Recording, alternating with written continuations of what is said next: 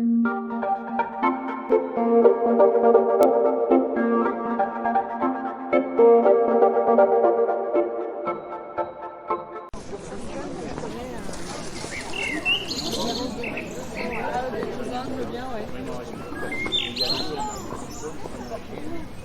day, she's your typical 13-year-old Indian schoolgirl.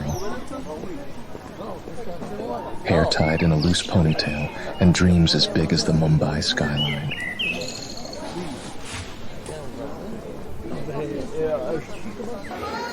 She lives in a crowded apartment with her Amma, Appa, and younger brother Nikhil. Life is loud, full of the scent of masala dosa in the mornings and the rustle of pages during study time. Her family has no idea she lives a second life. To them, she's just Varshika, the girl who comes home, eats dinner,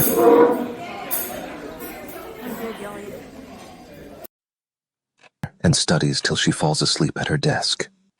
But they don't know what happens once those lights go out.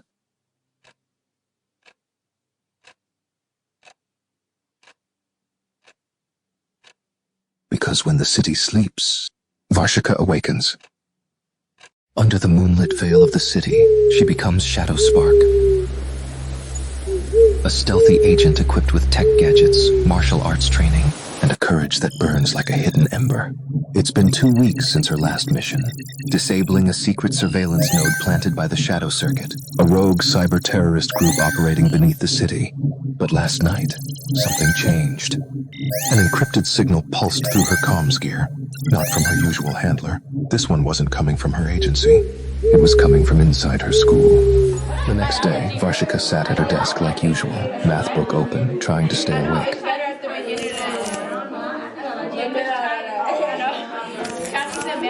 But her smart glasses, disguised as normal reading glasses, flashed a silent code across her lens. Unknown transmission, origin, St. Mira Academy server, trace immediately. She blinked twice, a silent command. Within seconds, her AI assistant Zeta began decrypting. What they uncovered was chilling, a secret database hidden deep in her school's servers, filled with facial recognition logs, drone movement patterns, and surveillance data from across the city. Someone was using her school as a launchpad to spy on the people of Mumbai. That night, she slipped past security, used her hacked ID card to override the school's locks, and made her way into the library. It was past midnight. The only sounds were the quiet hum of the city below and the ticking of the old grandfather clock. She crouched beside the librarian's terminal and inserted a micro-spy drive. Zeta's voice buzzed softly. Encryption is adaptive. This isn't amateur work. And then the lights flickered. Varshika froze. A shadow moved between the bookshelves. Not a drone, not a teacher. Someone else was here. In a flash, Varshika leapt to her feet, rolling behind a row of encyclopedias. A pulse shot through the air, an electromagnetic disruptor. Her smart glasses went dark. She recognized the signature instantly. It was Nemor X, a digital phantom, the most wanted hacker in Asia. Rumors said he wasn't even real, just code. But tonight, Varshika saw him. A boy, barely older than her, wearing a hoodie with glowing red veins and a mask that changed expression every few seconds. He didn't flinch as he walked past, muttering to himself in code. Phase 1, compromise educational cores. Phase 2, replicate. Phase 3, control. Control what? Zeta's voice came back faintly through backup channels. He's creating a digital virus, not just for systems, for minds. A mind virus. A digital thought manipulator. He was going to brainwash students across the city. And Varshika, she was the only one who could stop him. For the next 3 days, Varshika balanced homework, science club, and her mission to track Nemorex's code. Every night, she chased signals, intercepted drones, and decoded his traps. Each clue led to another dead end until finally she found it. A hidden server farm beneath an abandoned metro station. It was massive. Dozens of AI learning models were running in loops, training themselves to mimic student voices, handwriting, and behavior. They were creating fake identities, deepfakes, to replace real students digitally. One by one, Zeta whispered. He's replacing them, so no one notices when they're gone.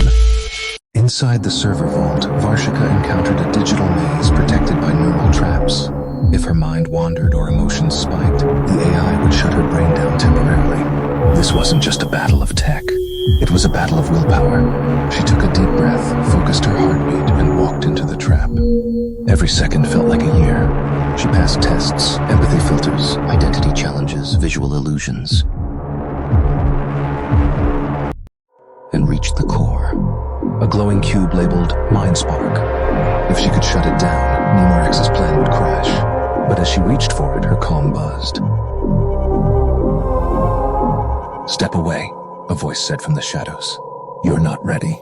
He stepped forward, no longer behind a mask. A boy, 15 maybe, brown skin, wiry frame, eyes like flickering code. "They trained me too," he said. "I was like you, until I realized the truth.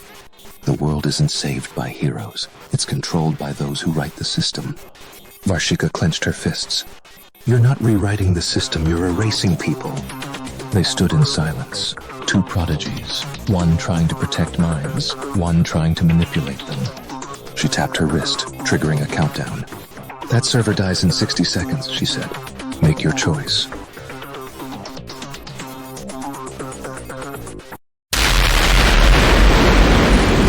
Nemorax vanished in the explosion, or so it seemed. She barely made it out of the collapsing vault, bruised, exhausted, and alive. The city returned to normal. Kids stopped sleepwalking into digital traps. Teachers resumed their lessons. And Varshika? She was back in her classroom, solving geometry equations, pretending nothing happened. But that night her glasses buzzed again. A new signal, a new frequency, a new challenge. Because heroes don't rest, not when the threats evolve. From AI clones to underground factions, the city is changing. The shadows are deeper. And the spark? It's still burning. She's not just a schoolgirl. She's not just a secret agent. She's the firewall between chaos and peace. And this is only the beginning. To be continued.